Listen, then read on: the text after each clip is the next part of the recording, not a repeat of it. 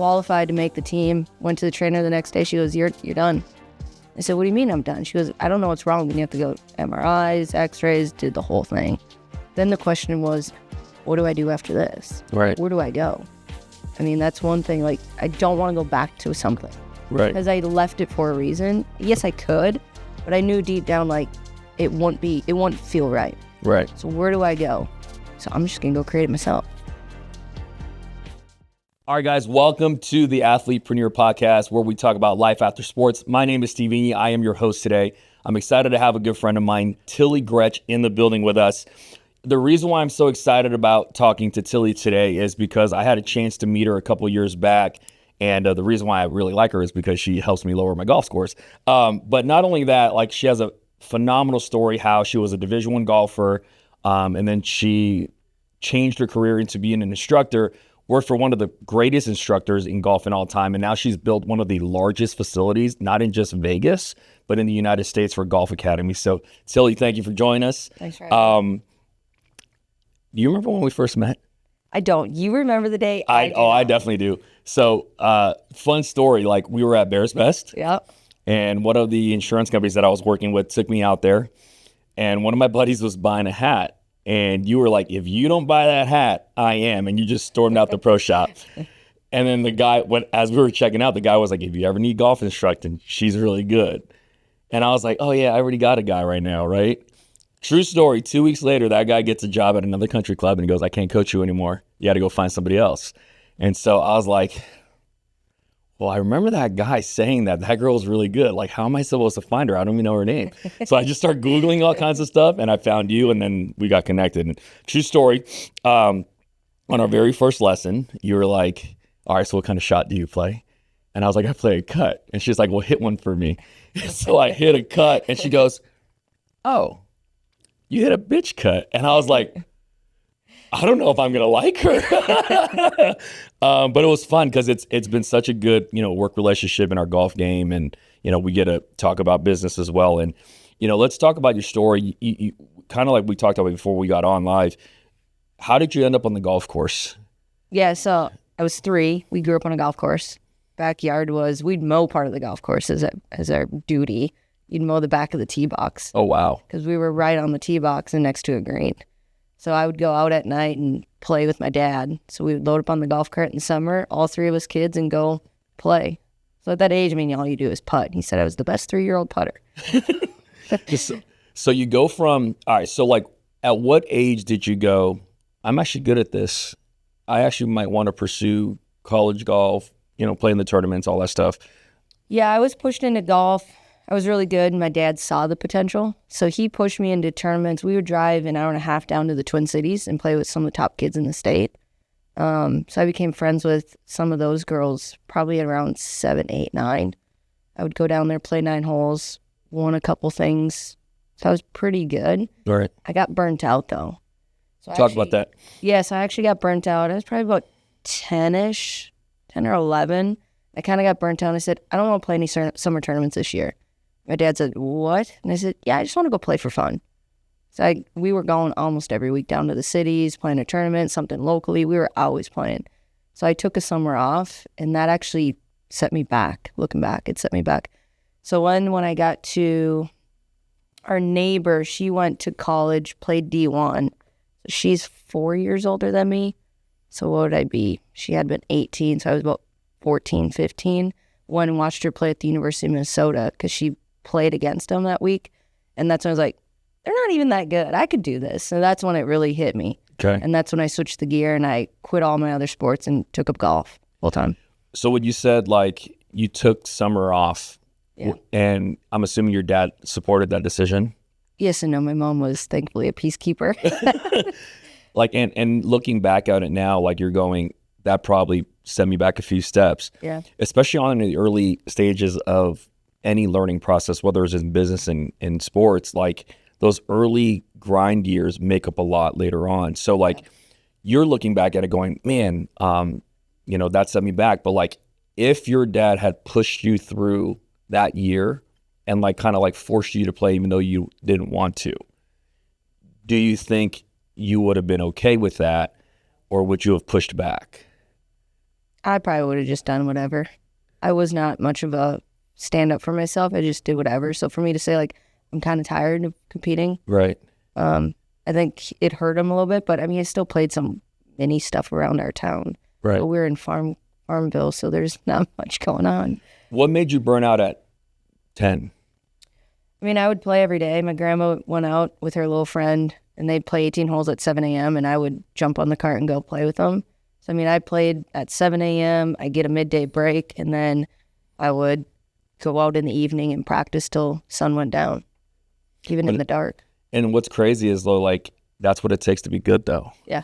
Right. And as a kid, it's like you kind of don't understand. It's like you see some of these things online and people are like, well, I got robbed of my childhood. But like, yeah, but you're a top 1% athlete. That's a trade-off. Yeah. So you go to college. Did you have any plans to play professionally? Did you actually want to? Was that a dream? Okay. Yeah. It was my dream. Once I realized college was an aspect, I was like, all right, well, I'm a top kid in the state right now. Went to state when I was in the 8th grade. So I went for 5 years. Oh, wow. Only twice on the team. 3 other times was individually. Oh, wow. Yeah. And then, you just got to get yourself in that pressure situation. So I would get top 10 next day, lose my medal. Get to top 10 next day, lose medal. So I did that for a couple years. Okay. So I never actually placed on podium because I would always be 1 or 2 out of placing. Right. Which doesn't help. So it is what it is. So you get hurt in college. I did. What happened? Yeah. TPC Blaine, Twin Cities on hole 16, 100-yard shot out in a divot. Hit it great, felt great. And then I came out, it was like, my shoulder. Something doesn't feel right. And so I finished the hole, played the next hole, shot. It was like 77 or something like that. Qualified to make the team. Went to the trainer the next day. She goes, you're done. I said, what do you mean I'm done? She goes, I don't know what's wrong. We have to go MRIs, x-rays, did the whole thing. So that was September 8th or 9th-ish. I got hurt, and I didn't have surgery till November 25th. So we rehabbed, figured everything out. Like, it was a slow process, and all you want to do is play. Right. Like, I made the team, let me go play. Right. Because I redshirted my freshman year. We had 4 seniors, so I redshirted, was ready to go, came out hot. And it was like, well, what do you mean I can't play? So that was a very hard process. And even at that age, you spend your whole life dreaming of it, working for it, and then going, you mean I can't play? So it was a mental, I feel so bad for my trainer looking back, like I was such a just a rude bee-doer. But I mean, she helped me mentally get through it all. But see, here's what's crazy though, right? Like, being in our line of work and playing sports myself, it's like you just naturally know athletes as your circle. Everybody's gone through an injury. Yeah. Like everyone. And it's fascinating because some people, they get an injury and like they're like, all right, I'm done. I'm not doing this again. And then some people are like, nope, I'm going right back. What was it like for you dealing with an injury as you're about to basically clear for takeoff and make your name for yourself? You don't really think of that part. It's more or less like I've worked all my life for this. Like, this is all I wanted, and now I can't have it.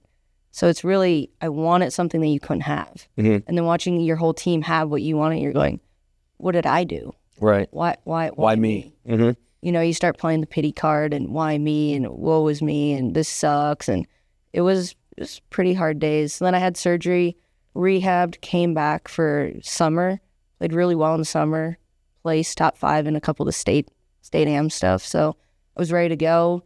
September came and my arm was just always inflamed and numb all day. Wow. All day. So when they made the incisions and tightened everything, they made it too tight. So my bicep was basically getting cut off. So then I had surgery number 2 in March. So my whole junior year, I couldn't play because my arm was numb. You can't putt. You lose your feels. Right. So I missed 2 years for shoulder surgery. Damn. Yeah, so 2 surgeries in 2 years. By the time you become a senior, coach looks at you as a washed-up senior. And so I qualified, but a freshman got my spot. Got it. So I said, you know what?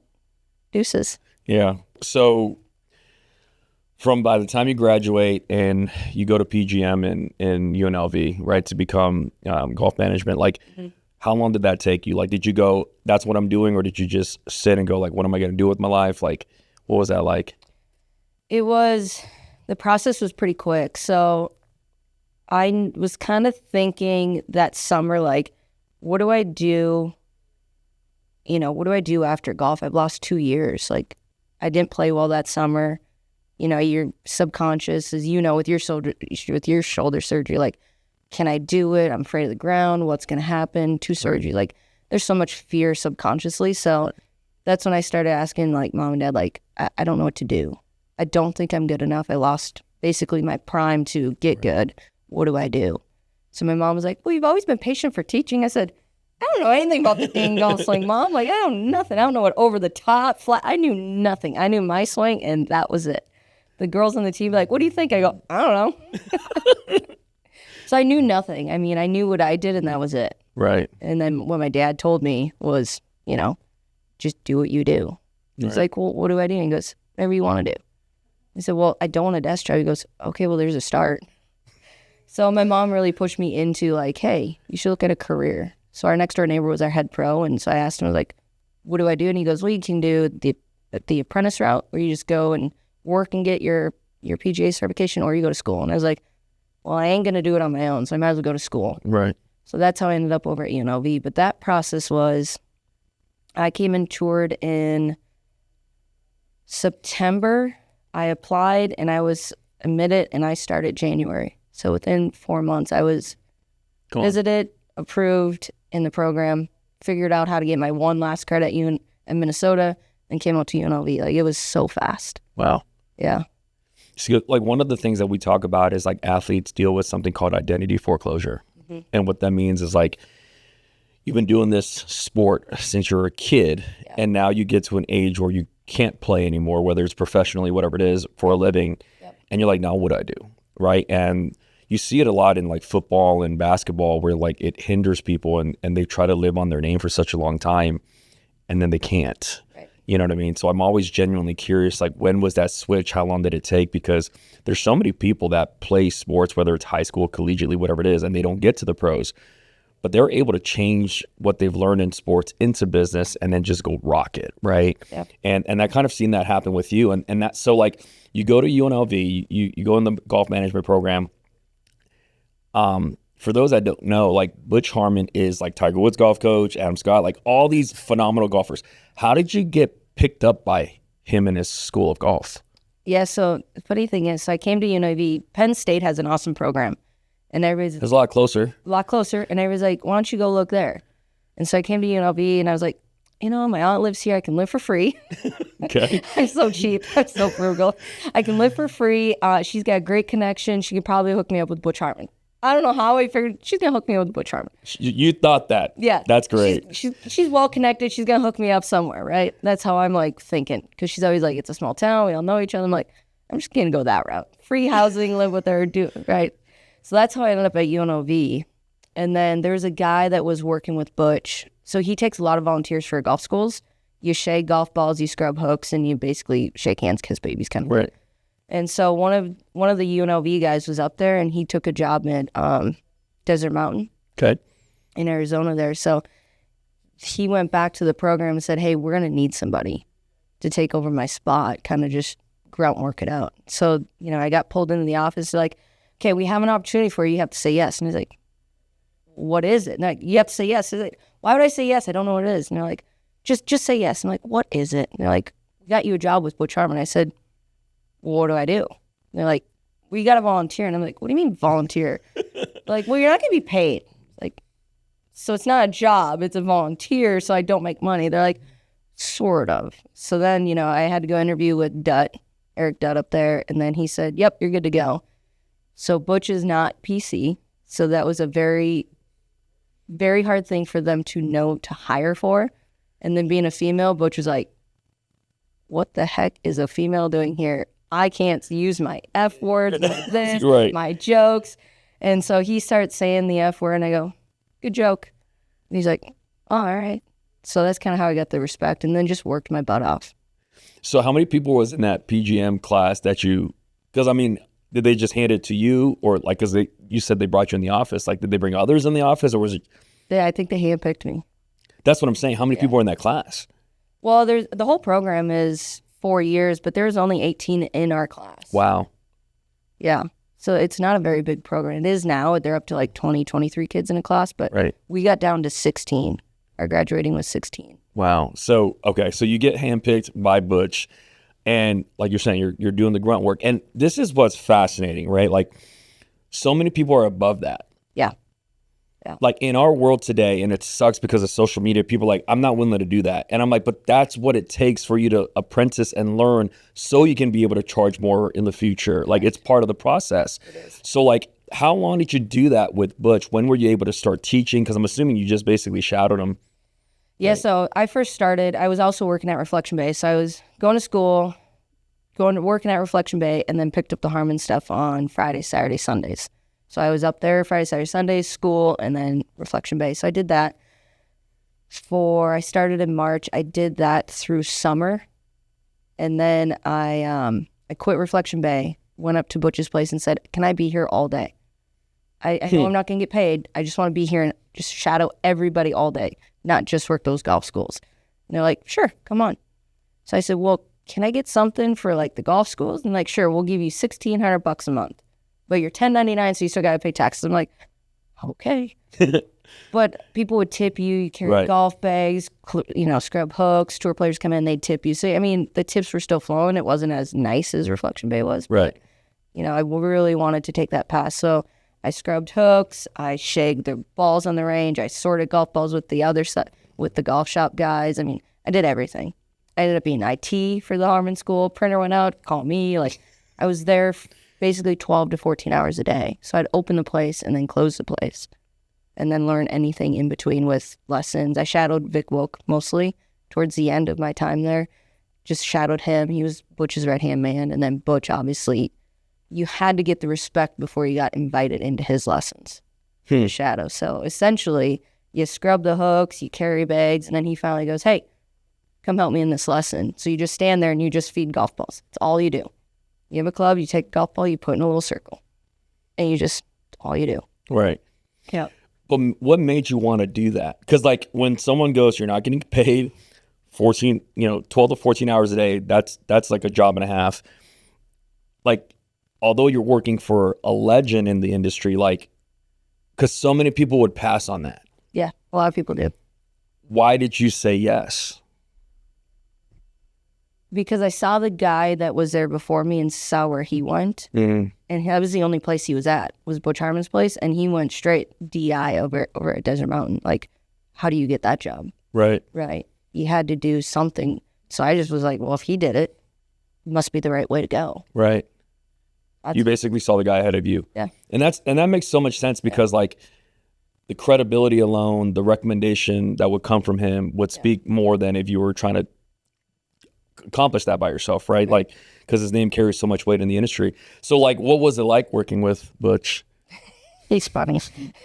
He was at your grand opening the other day, which is awesome. Yeah, he stole the limelight like Ellie. It was like walking, we invited him to the grand opening. He's been so supportive through this whole process. That's awesome. And so he came by and it was like I was his little lackey again, almost like running the computer, showing him this, just following wherever he goes. There I am behind him, like, I'm following Butch at my own party. Hey, your name on the building too. So yeah, it was like old days. But no, Butch is awesome. He is, the stories before I got there, he was a hothead, hardhead, tough to work for. But I was lucky. I came in later phase of life. He was more of a softie. Okay. So he's really caring. I mean, super supportive of anybody. And the psychology. He's more of a psychologist than a golf coach. I've heard you say that, like, tour pros come to him to fix their swing, and he just basically changes their mindset on something. Yeah. And it's like, go back. Yeah. You change one or two little things and then give them all the confidence in the world and go. Yeah. That's the funniest part about golf. Because, like, I share this with people all the time. Like, in basketball, if I'm a shooter, I can just sit my butt in the corner and wait for the ball to come. I don't have to dribble. I don't have to play. I don't have to rebound. I don't have to create looks. I just do what I do good. Right. In golf, you got to do the whole thing. You got to tee it off. You got to be able to approach, putt, chip, all that stuff. And the hardest thing that I've realized learning how to play golf and working with you is like, you need to actually have confidence and believe in what you're going to do. Yeah. Right. And so I didn't understand how big of a confidence game it is. Cause like there are people out there, their swings look horrible. Mechanics are trash, but they're oozing with confidence. And you're like, that guy's actually competent. Yeah. You know what I mean? So like, that's such an underrated skill, especially when it comes to coaching, like believing in your players. What was like some of the fun stories with the tour pros that you would work with under Butch? Yeah, Gary's probably my favorite guy. Gary Woodland. Gary Woodland, yeah, G-Dub is what we call him. Favorite guy. Most humble, down-to-earth guy you will ever meet. And he's a normal person. Right. I mean, the conversations you have, you talk about family, this, that. I mean, you lost a bunch of weight for a while. Like, dude, what are you doing? Just basic conversations with anybody. Right. Some of the other tour players, you know, they think They big time you? Yeah. They think their shit don't stink. Those are kind of the rude ones. You sniff them out pretty quick. Right. Just the way that they walk around even too, like, carry my bag, like, get that. Like, Right. DJ, he wants to carry his own stuff. He'll clean his own clubs. He's the easiest one. I don't have to do anything for him. I just stand there and go, what do you need, Butch, right? He cleans his own club after every shot. He carries his own equipment. Like, don't touch his stuff. Why do you think that? I don't know. No idea. I know why he cleans it after he wants clean grooves. So Right. after every shot, he cleans that club. I'm curious if it's like a thing that reminds of like when he was a kid. Kid, maybe. You know what I mean? Because it's like Maybe because his brother's on the bag. that too. I just like, you hear that, like that Aaron Rye guy where he's like, why do I put head covers on my clubs? And he was like, because when we were growing up, we were poor. Like my dad spent all the money. He was like, so it's just who I am. It's when I was a kid. I'm like, that's actually really neat. What is some of the most impressive things you've seen working with those guys? Oh my gosh. The sound that the ball makes when it hits that club, it's a different sound. So until you stand right next to it and hear it, that.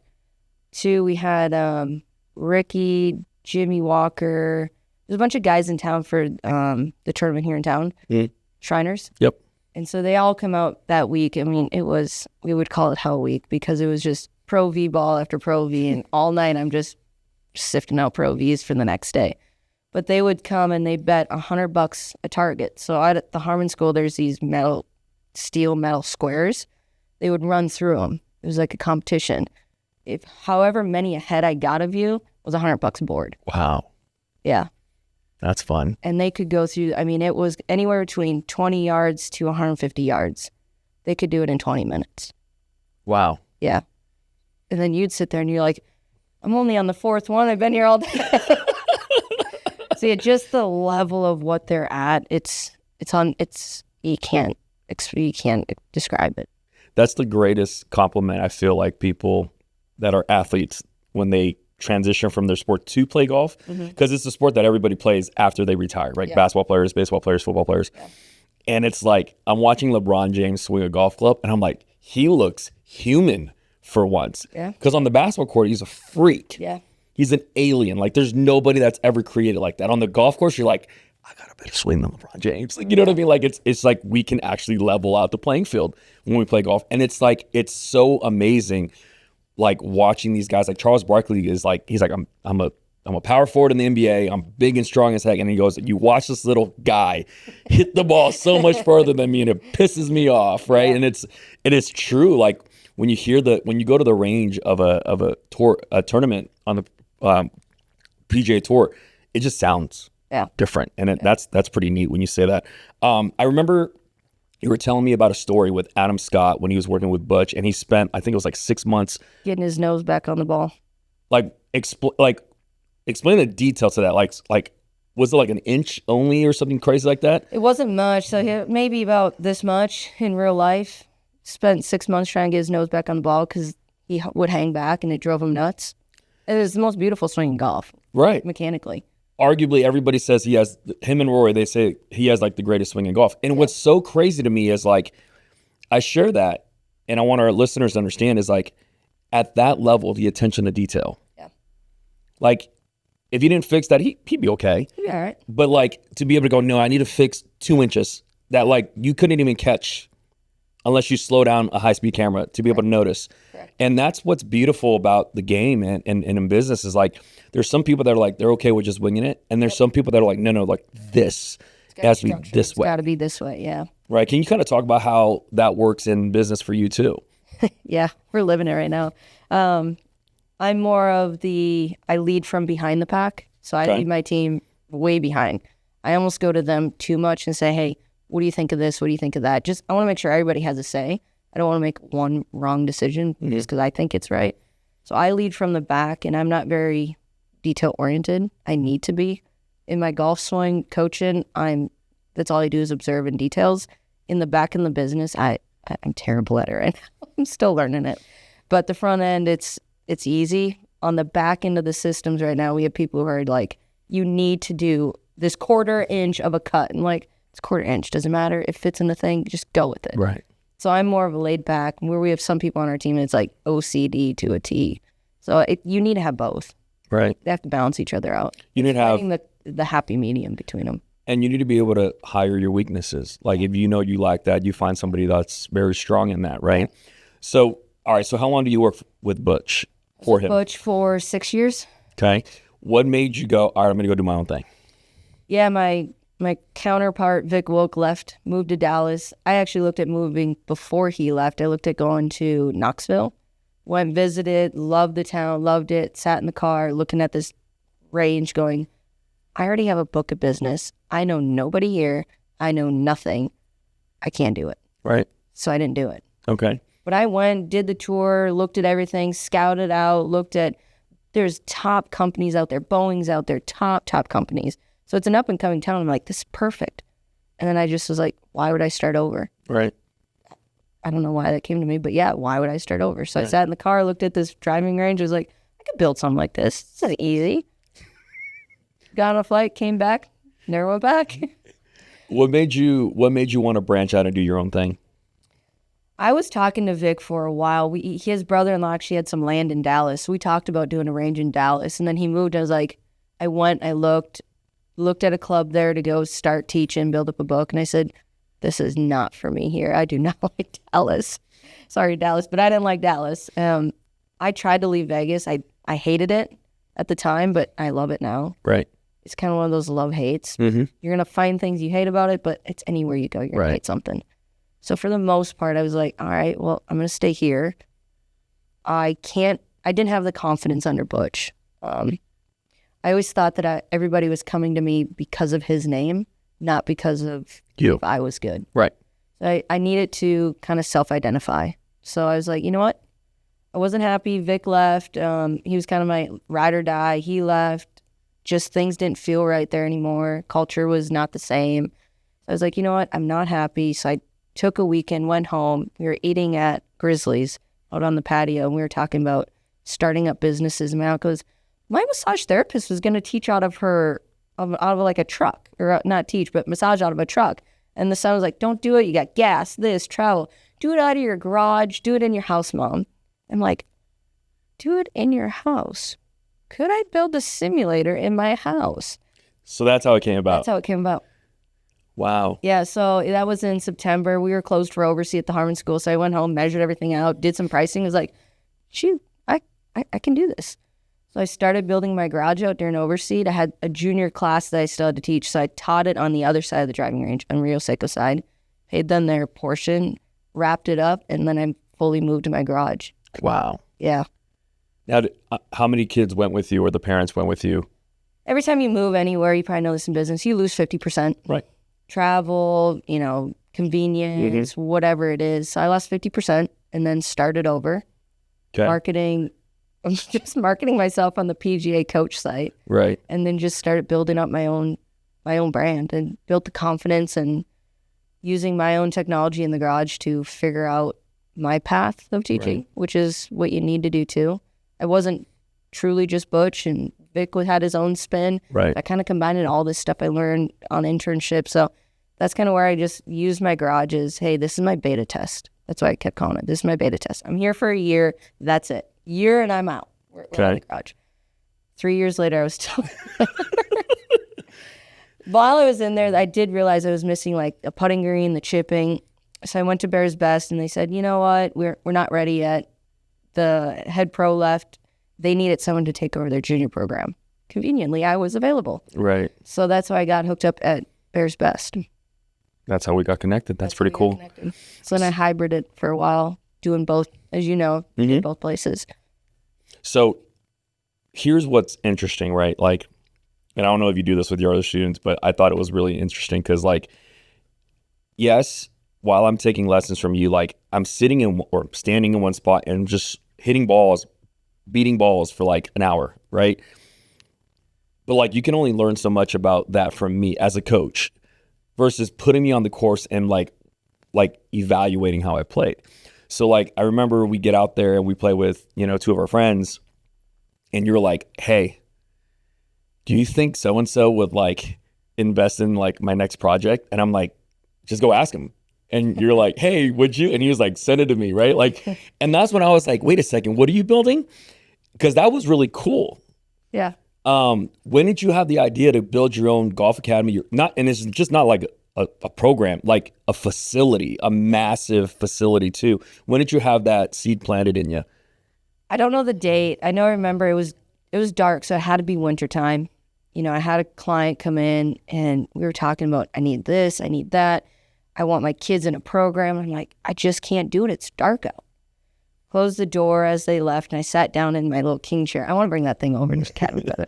My little king chair, and I sat there and I looked around and I said, how do I make more of these? I just need more of these. People want to rent my garage. I'm like, why do you want to rent my garage? Like, you're going to come to my house to hit? Like, what? So I was like, how do I get more of these? Right. And so I sat in the chair and I called my aunt and I said, I think I have an idea. What do you think of this? Like, you know, what if we take my garage and we just had a bunch of these? Okay. She's like, okay. And I said, but we also need a putting green, a chipping green. We're probably going to need a bunker. We're going to need, she goes, sounds big. What do you think? Like, she just started asking questions. I was like, well, what do you think of this and that? And these are kind of what we could offer. Like, basically just off the top of my head, and she would ask a question, I'd answer. And she's like, I like it. Wow. And I was like, seriously? Like, you don't think this is dumb or stupid? Like, most of the family, I have so many ideas. Family just gets used to like hearing it. Like, okay, another idea. Right. She's like, no, I like it. It's like, well, what do we do? She goes, well, we need to get a business plan. We need to find investors. I'm like, this sounds like a lot of work. She goes, oh, it's going to be a lot of work. Right. I'm like, okay. Business plan took 9 months. Wow. Yeah, doing your research, figuring. I mean, we had nothing. Mm-hmm. But we were also in that process of building the business plan, building what the business is. Right. And, you know, who do we want to identify as? All of that goes through that business plan, which I know why 90% of businesses don't go, because that business plan has to be solid. Right. And if it's not, I mean, you can go ChatGPT, build me a business plan, but it's not. You need to still sell it. So then we had to go sell it to our investor, which is a family friend, thankfully, was happy to invest in it and gave me a really sweet deal. As we talked about one time in the garage, like, what % do you give up? I mean, we had that conversation. But here's what's crazy though, right? Like, for someone that's never written a business plan, how'd you do it? Because, by the way, everybody has to write their business plan for the first time. Yeah. So like, and it took you 9 months. Everybody thinks you can just sit down in an hour and just get it done. Like, what was that process like? A lot of research. ChatGPT wasn't a thing yet. So, I mean, it wasn't just, I mean, Google, you could Google like, hey, what's a business plan? Just pull things together. Right. What are the bodies of a business plan? And basically just start just searching the internet and just, okay, here's this topic. Okay, what do I want this to be? Who's my customers? Who's my audience? How do we get revenue? What are our revenue streams? Like, you just got to sit and just think, what do you want it to be? Right. And competitor analysis to be able to know, like, is there anybody else in the Vegas Valley that does something similar to this or not? Yeah. So then our investors are like, we like this. We're sold, like we're buying, but is there anything in the country like this?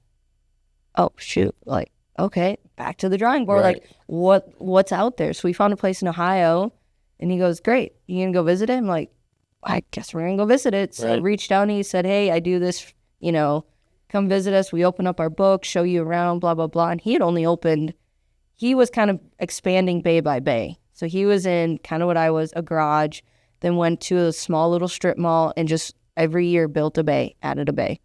And so he built it the slow way. And I said, you know, I don't want to do the slow way. Let's just do it right, do it big. Mm-hmm.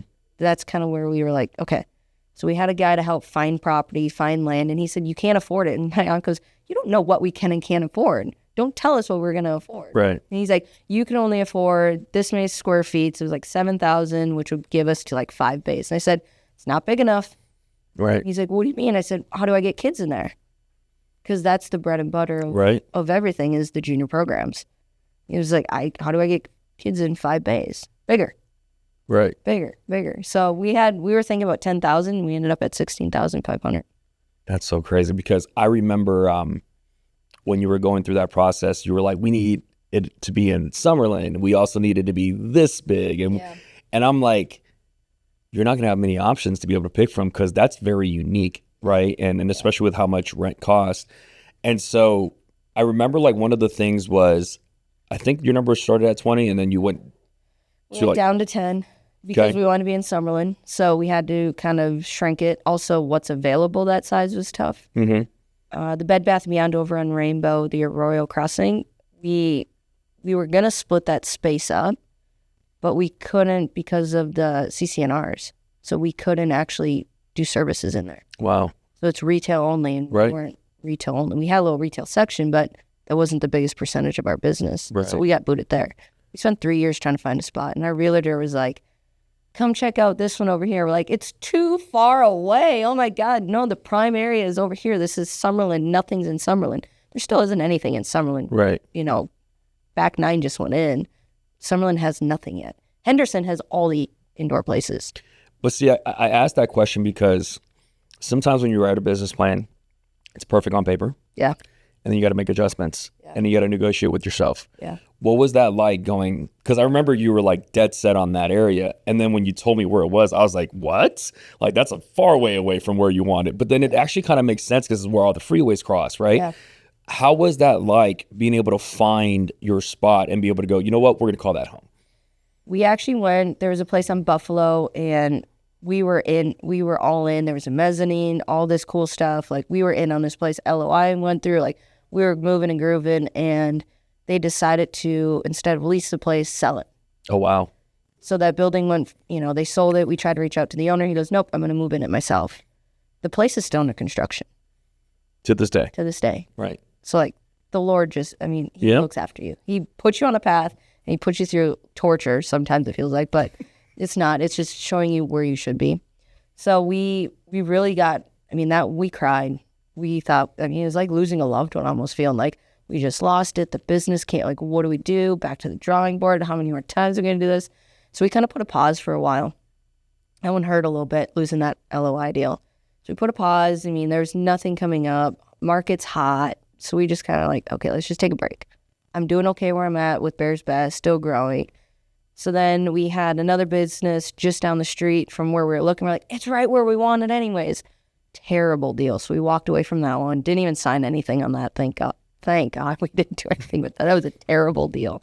And our realtor was like, come on, come look at this place. And like, when we first were shown the place that we are in now, it was 2 years out. And I'm like, no, I need it now. Like, I need it. I want to go now. Like, right. Impatient me. I want now. So now we're getting close to it being done on the completion side. And so I'm like, let's just go look. What's the worst thing? Let's go look. So we met the Hellers. We met them in their office right after Thanksgiving of 2024. And we signed our LOI with them right before Christmas. So it went pretty quick. Wow. But it felt like a good match. They're a small family business. They like startups. They were just perfect. It was right. They build the place, they lease the place, you're not passed off. So it was great. We loved it. So that was kind of a match made in heaven. So we still, from that day, it was still 11 months till we opened doors. So from the time you thought it up, drew the business plan, to the time you opened your doors, how long did that take? I drew it up in 2022. Late 21, 22, because it must have been right around Christmas that I drew it up. Mm-hmm. I remember having a conversation with our investor. So actually before that, so it was probably a good 4 years. Why didn't you quit in those 4 years? Man, I knew I didn't want to stand on a driving range and get beat by the sun. Fair. I always thought, once I was done golfing, my dream was, I'm just going to stand on a driving range and be happy the rest of my life. And the sun is hot, the wind sucks, the rain sucks. How many lessons have I had to cancel at Bears? Thankfully, I was able to move into my garage. So I was able to always revert back to my garage. And I said, this is just where it's got to go. Mm-hmm. And people want my garage. I don't know why. They still want to come here. I'm like, it's a dumpy garage. Right. I'll have to find some of those old pictures that I thought, look at this great thing, and seeing what I have now, it's quite. Oh, what you have now is state of the art. So, but like, why didn't you quit? Because like so many people are like, you tried one place, all these people are saying no, and you're like, you know what? I don't know if this is for me. Like, did that ever cross your mind? Oh yeah. Even now, some days I go, I don't know why I did this. I never should have done it. I do still say that now. Why? Why do I say it now is it's freaking hard. Yeah. It is harder than I ever thought it would be. I knew it was going to be hard, but not having all the skills that I need. Mm-hmm. And, you know, my goal day one was put people where they're good.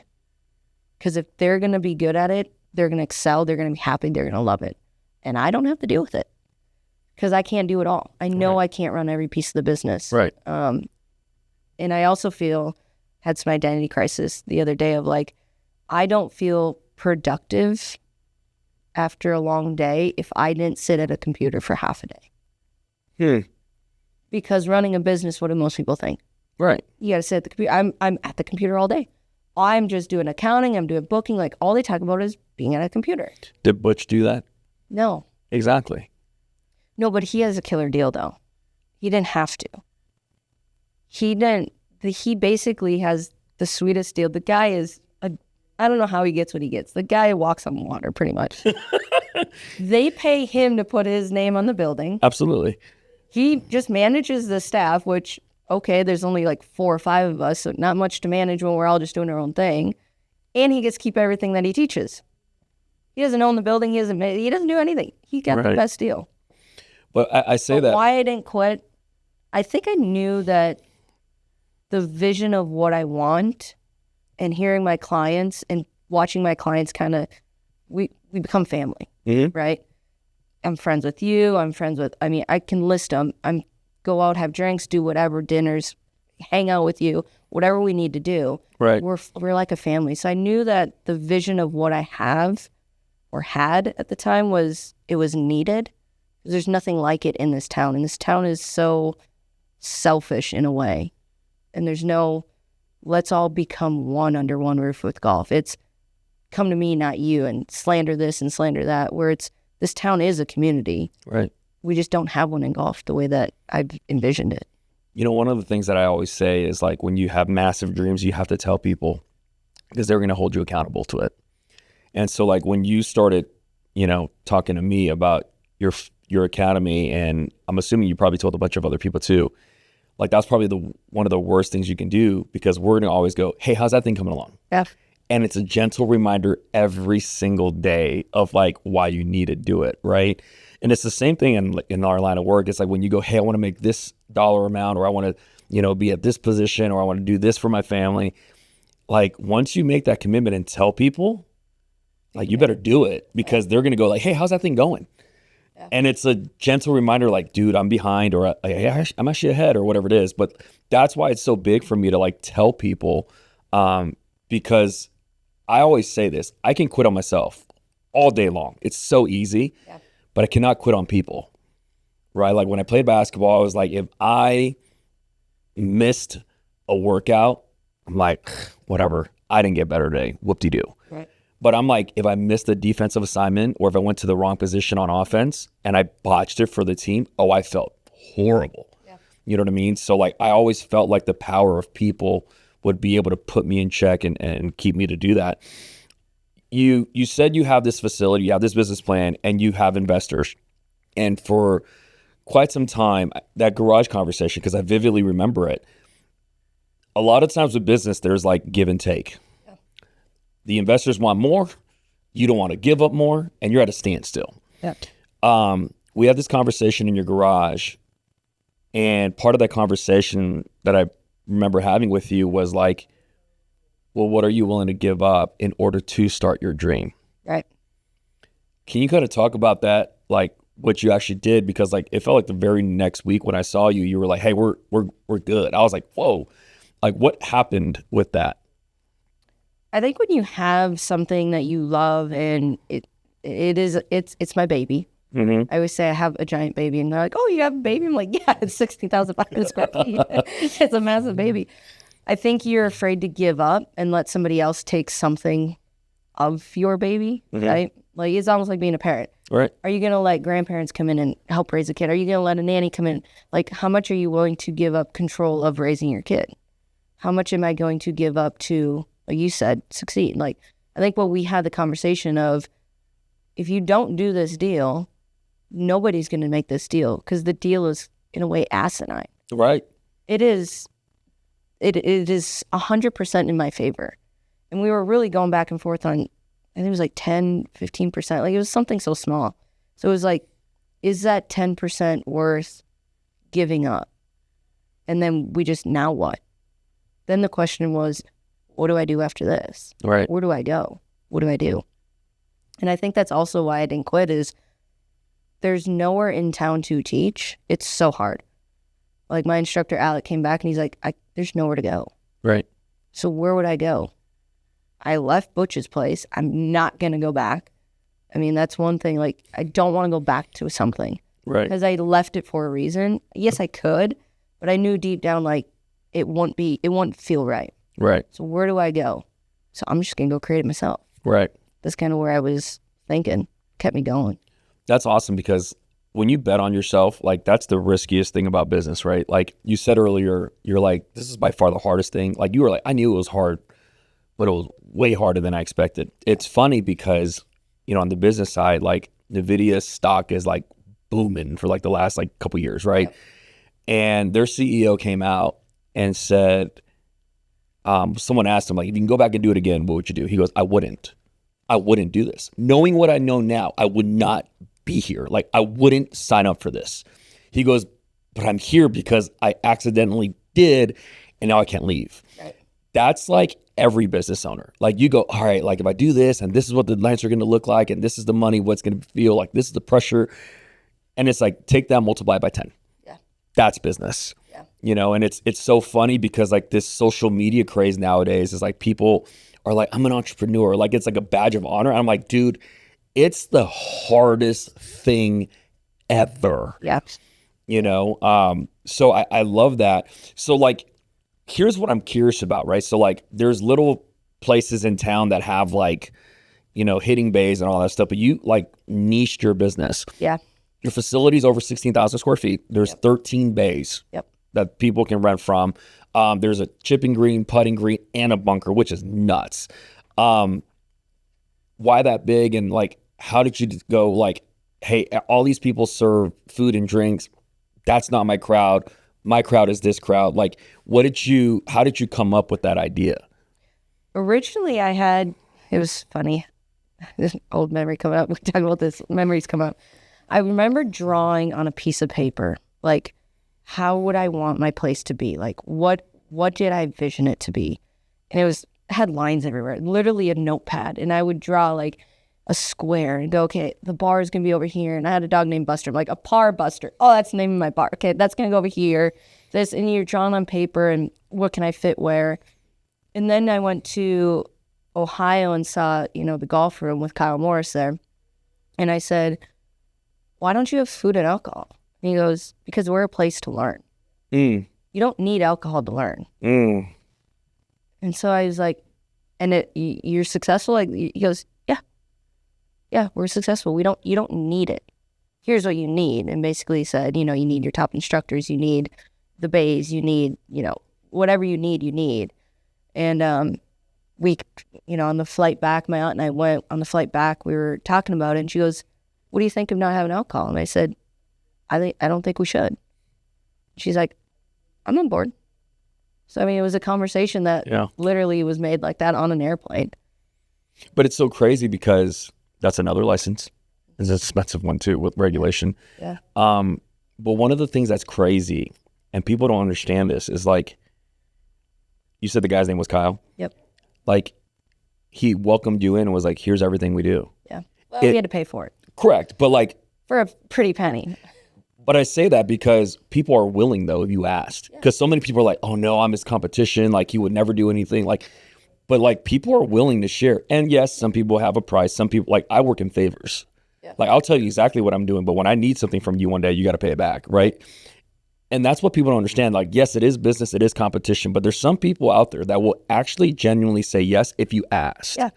And it's such like, and those people like you owe such a big favor to, because yeah, that alcohol decision is one thing, but there's a lot of things that you probably picked up from him that was like, yo, that was definitely worth the consulting fee. 100%.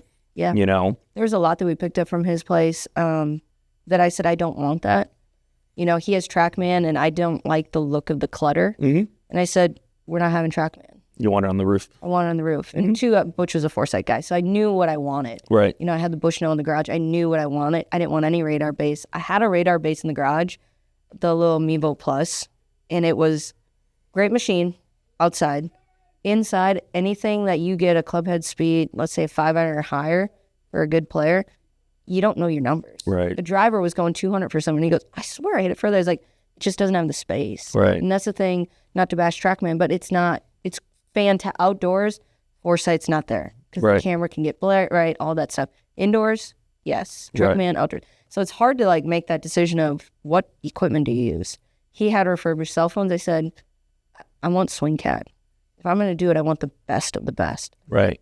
Everything was the best at what we wanted on that technology side. I didn't want to skimp. Where he had spent a lot of money on other areas of the business, and he skimped on what I thought were very important.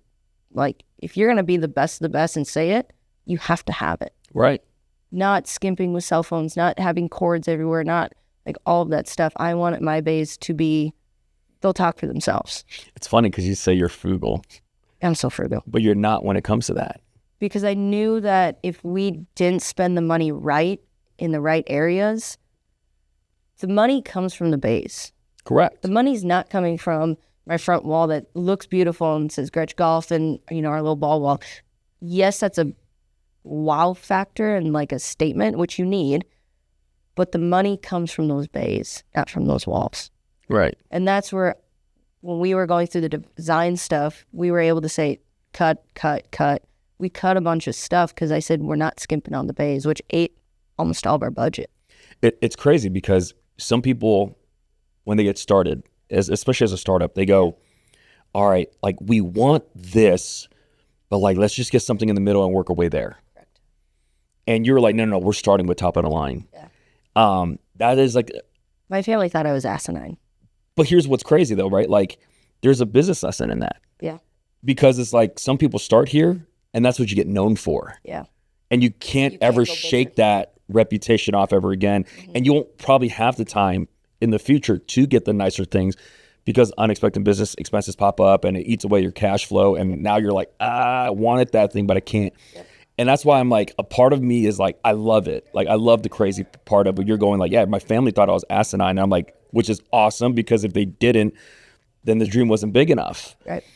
Because now like you have this top tier, top of the line stuff and everybody goes, yes, they're top of the line in Vegas. And it's funny because like even in the Facebook groups that we see, like I send you screenshots all the time. People are like, hey, what do you guys think about this place? And then like the comments are like top of the line, great equipment, blah, blah, blah, blah, high tech data. And it's like, yeah, it speaks for itself. Yeah.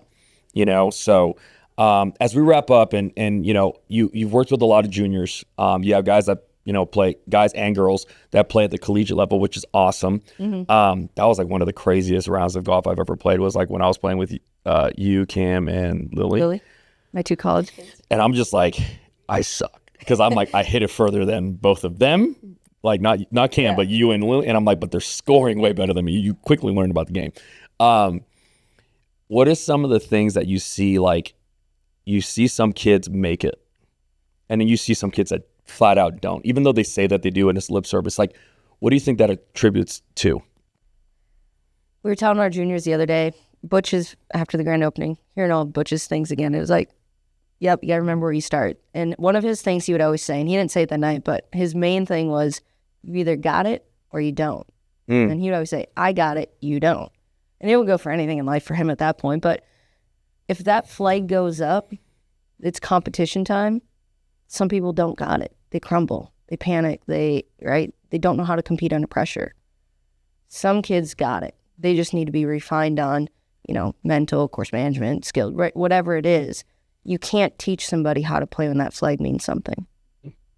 So some kids got it, some kids don't. So the kids that don't got it, is there a way you can ever teach them how to get it? Or you go, no, they don't got it, but they can make a good living doing it?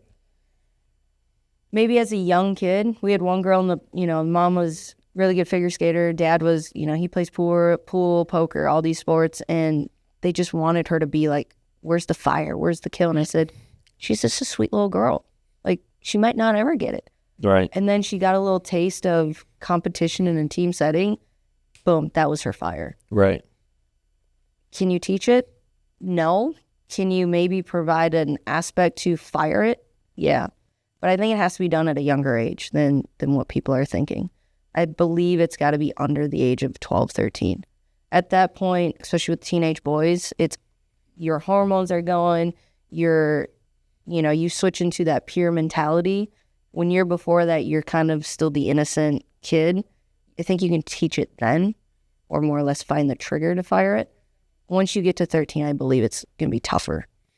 It's funny you say that because, so like kind of like how I use you for my golf swing, I use another buddy of mine for like my physio stuff. Mm-hmm. And he works with the guys on tours, and we've talked about this, but it was so fascinating. He was working with a guy that was leading the tournament through Saturday. And he gets on the tee box on Sunday, hits a tee shot in the rough, and looks at his caddy and goes, I think we should WD. Yeah. And I'm like, what? And it's like, how are you at that level, but still your mental game is like that? And that's where, when I heard that story, it actually reflected me going right back to what you said with Butch, because Rory had just said, he's like, man, if you know Butch, he's just a psychologist, right? And it's like, you're physically gifted. This guy was an amazing driver of the ball. I think he was number one on tour for this. And it's like, you go, how does that even enter your thought process in competition? Yeah. On the first shot, we got like 70 more shots to play, 60 more shots to play, whatever it is.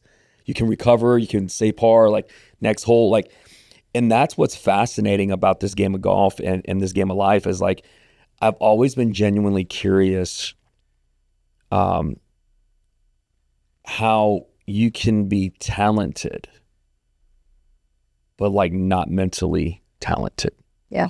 Like the saying that we say in basketball is like, you're a mental midget, right? And it's so fascinating because we see that in business too. Yeah, 100%.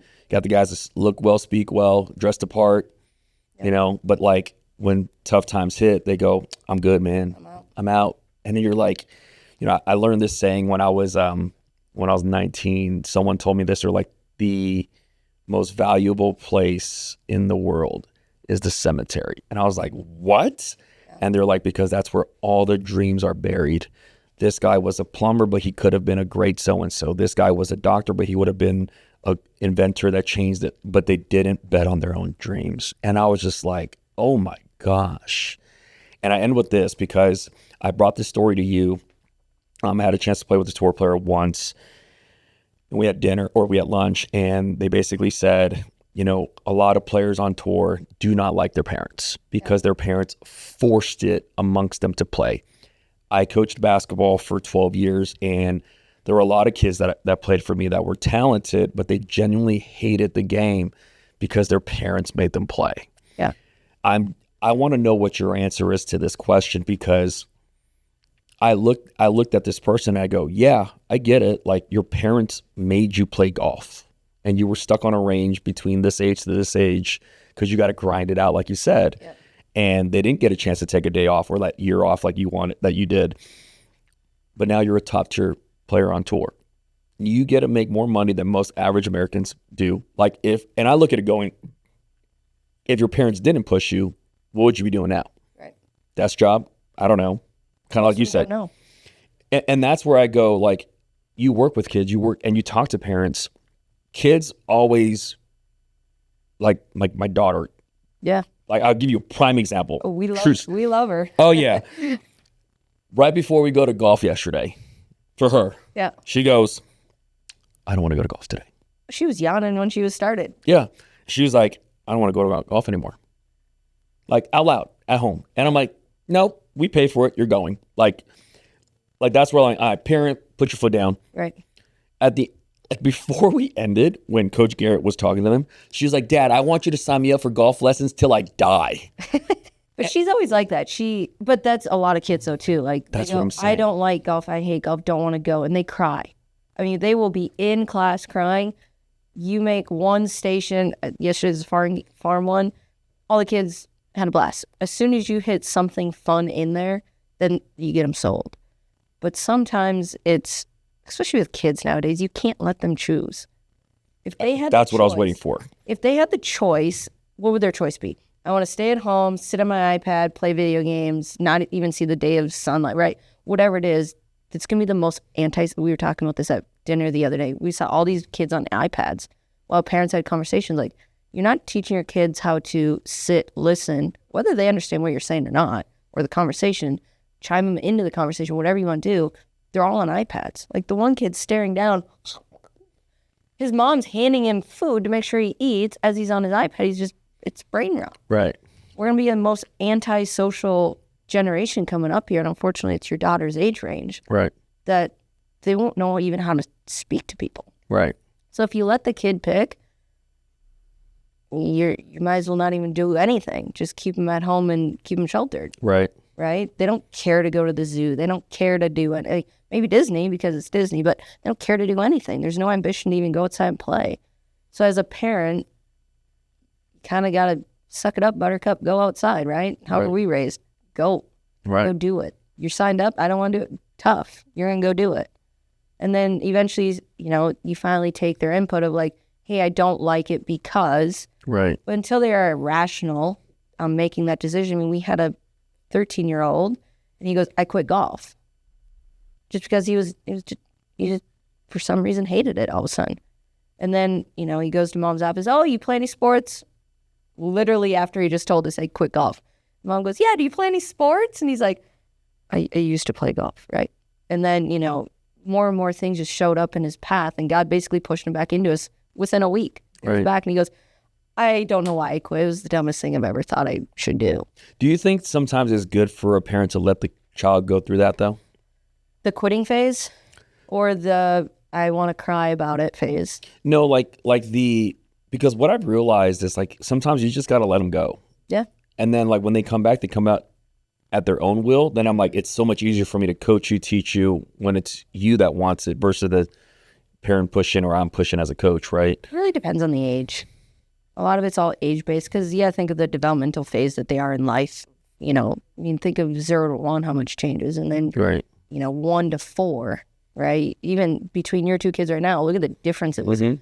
One couldn't make a choice. The other one understands feelings and emotions, right? So it just depends on the phase of life. I think when you get older and they can actually explain why they like things and don't, take it more serious. But for the most part, especially parents understand the value of golf in the long-term aspects. Once you become 22, you get back into golf because you can't play, like we said, you can't play anything else.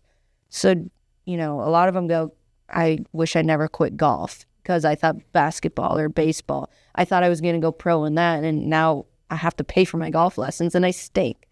So we get so many, mid 22, early 30-year-olds are like, I quit golf because I didn't think it was fun. Nobody thought it was fun then. It's fun nowadays because of social media, but right. For me, push them into golf. There's more life skills than any other sport can teach you. I mean, the patience, you're going to fail. So many kids, I guess not even kids, people, going back to why do businesses not succeed or people just give up, they're afraid to fail. Right. Golf is literally you fail. The fail game. You fail. And the PGA Tour players are the best guy that failed. Who failed the best? That's really who wins. Hey, you finish second place and make $2 million. I'd take that. Great fail. Right. You know what I mean? It's all about managing your misses. Well, it's really who failed the best. Right. That's what golf is. It's learning how to fail, but keep getting up and taking it on the chin. And you're the only guy that's out on the course going, who's going to help me? You're on your own. Right. Right? So you got to learn a lot by yourself, which I think is why I also was able to push where I'm at now. So, we had a kid say, oh, I have social anxiety. I can't come to class. Well, do you go to school? Do you go to the grocery store? Do you just not leave the house now? What do you do? You got to learn how to get over it. Right. And parents, I think now are just coddling to it. It's an easy cop-out is what we kind of talk about. Like a lot of these things nowadays, it's an easy cop-out, and parents just say, here, take an iPad. It's too easy not to, right? Instead of dealing with, here's what life is. You're not going to get everything you want. You can't have your cake and eat it too. You got to work on it. You got to work. You got to want it. Yeah. It's the microwave part of society. They want it now, just like that. As we wrap up, literally, one thing that you would leave to people that are listening in, there's a one slogan or any line that you live by. What is that thing? The main one has been, and you've been kind of the start of it, is trust the process. Things are going to get worse before they get better, but just trust that process. I mean, it goes for golf. I'm living it with business. You just got to trust where you want to go. There's going to be hard times, but you'll get through. Trust that where you're going on the right path. Golf game, life, anything. Just trust that process. I love it. Yeah. Tilly Gretsch, everybody, thank you so much for coming in. And I'm so excited to watch what's going to happen with your business the next year, because like you can literally see the gaining traction now. And it's the funnest part. Like the best part about any business, I feel, is like in the first 2-3 years when you're getting it off the ground, because once it's off that, like you're like, at that point, you're like, expansion. Yeah. Where do I go next? And I can't wait to hear that story. So thank you for taking time and being out with us. Thanks. So thank you. Awesome.